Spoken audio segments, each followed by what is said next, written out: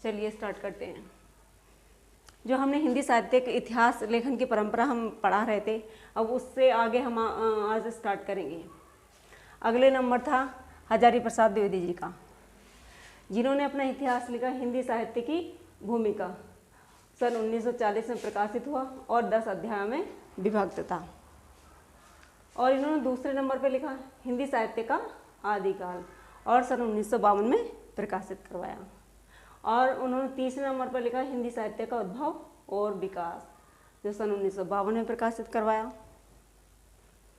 और अगले आते हमारे लेखक, हमारे राइटर डॉक्टर नगेंद्र सिंह, जिन्होंने अपना इतिहास लिखा हिंदी साहित्य का इतिहास। और दूसरे नंबर पर लिखा इन्होंने हिंदी वाङ्मय 20वीं शताब्दी। और तीसरे नंबर पर लिखा इन्होंने रीति काव्य की भूमिका। सबसे देखने को ये वाला मिला है, कई बार क्वेश्चन पूछा गया ये वाला LT में, TGT में, और ये वाला आप इसको ज़रूर ध्यान में रखें। और मैंने जितने भी सारे साहित्यिक इतिहास के बारे में बताया, सभी ज़्यादा इम्पोर्टेंट जितने भी अच्छे से अच्छे निकाल कर मैंने आज इनको दर्शाया है। अगले नंबर पर आते हैं डॉक्टर गणपति चंद्र गुप्त जी। उन्होंने अपना इतिहास लिखा हिंदी साहित्य का वैज्ञानिक इतिहास। और अगले आते हैं डॉक्टर राम लेखावन पांडे। इन्होंने लिखा है हिंदी साहित्य का नया इतिहास, हिंदी साहित्य का नया इतिहास। अगले आते हैं हमारे डॉक्टर राम स्वरूप चतुर्वेदी जी।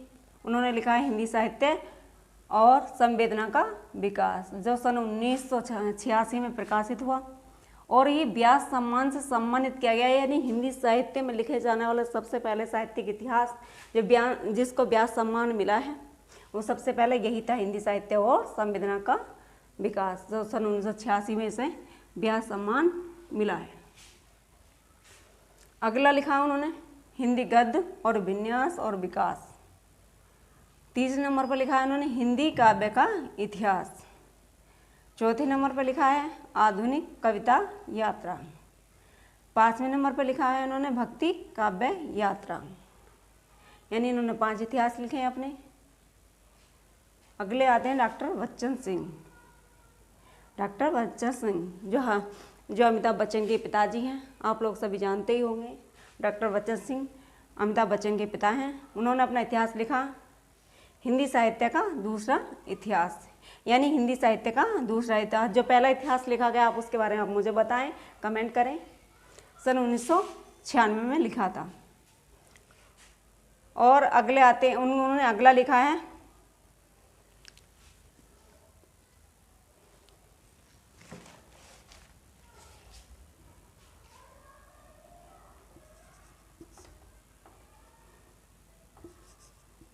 आधुनिक हिंदी साहित्य का इतिहास। अब डॉक्टर नामवर सिंह आते हैं, अगले राइटर, हमारे अगले लेखक, आधुनिक हिंदी साहित्य की प्रवृत्तियाँ, जो सन 1954 में प्रकाशित हुई। और डॉक्टर नंदुलाल, अगले आते हैं हमारे डॉक्टर नंदुलाल वाजपेयी जी। उन्होंने अपना इतिहास लिखा हिंदी साहित्य और 20वीं शताब्दी, जो सन 1942 में प्रकाशित हुआ। और उन्होंने दूसरे नंबर पर लिखा है आधुनिक साहित्य। और अगले आते हैं हमारे अज्ञे जी। इन्होंने लिखा है हिंदी साहित्य एक आधुनिक परिदृश्य, जो 1967 में प्रकाशित हुआ। इसी प्रकार अगले साहित्य हमारे और आगे देखने को मिलेंगे।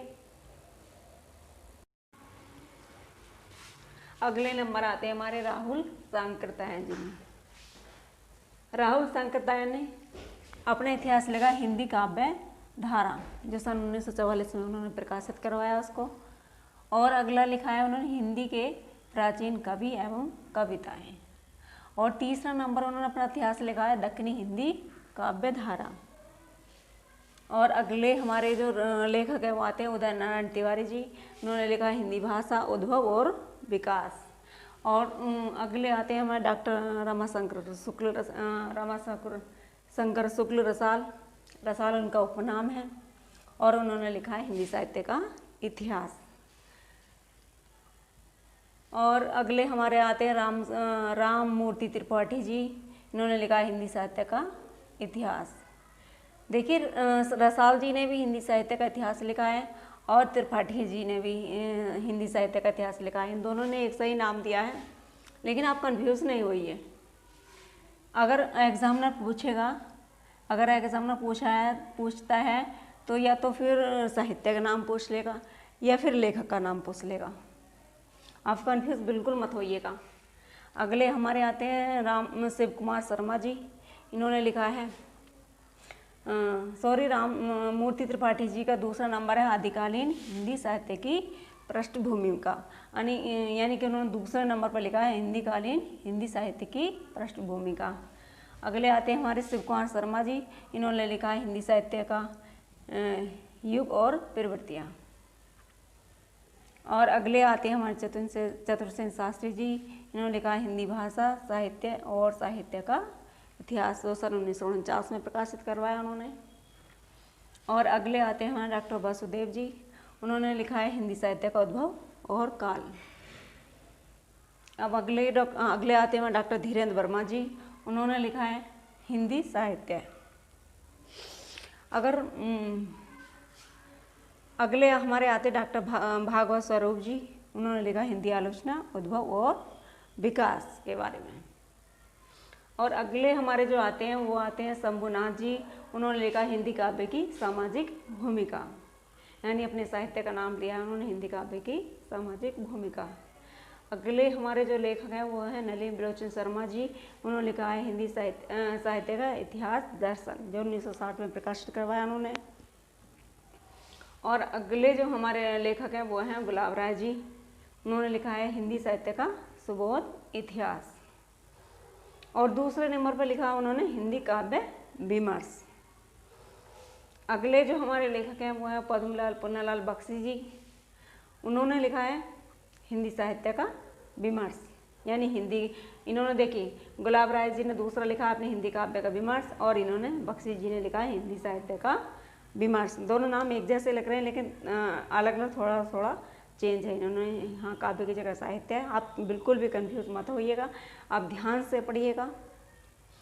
अगले आते हैं हमारे डॉक्टर सुमन राजे जी। इन्होंने लिखा हिंदी साहित्य का आधा इतिहास, यानी इन्होंने पूरा इतिहास ही नहीं लिखा, इन्होंने लिखा आधा इतिहास नाम से इसे प्रकाशित करवाया है। और उनका दूसरा था साहित्यिक इतिहास संरचना और स्वरूप। अगर मैं इसे पूरा लिखित में न लिखती तो वीडियो बहुत ज़्यादा लंबी हो जाती है। अगर मैं पूरा अगर आपको मौखिक बोलती तो भी आपको समझ नहीं आता, इसलिए मैंने पूरा इसको उतारा है ताकि आपको अच्छे से समझ में आ जाए। और हर एक मतलब रटिए नहीं, आप इसको 10 बार पढ़िए, 10 बार पढ़ के आप छोड़ दीजिए, बिल्कुल मत देखिए, उसके बाद आपको ऑटोमेटिकली याद रहेगा। प्रभाकर माचवे अगले आते हैं हमारे लेखक। उन्होंने लिखा हिंदी साहित्य की कहानी। आप इसको बार बार पढ़ लेंगे तो बिल्कुल आपको याद हो जाएगा। रटने आपको ये लग रहा होगा कितने सारे लेखक हैं, इतने सारा साहित्य लिखा गया, हम कैसे याद करेंगे इसको। आपको बिल्कुल भी चिंता करने की ज़रूरत नहीं है, आप सिर्फ इसको पढ़ लीजिए।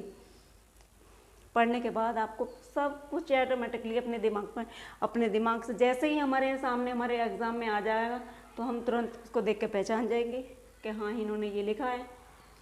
ऑटोमेटिकली ही आपको याद हो जाएगा। आप बिल्कुल भी रटिए नहीं, बिल्कुल भी मतलब सुबह का टाइम में या फिर आप इनको पढ़ लीजिए सिर्फ।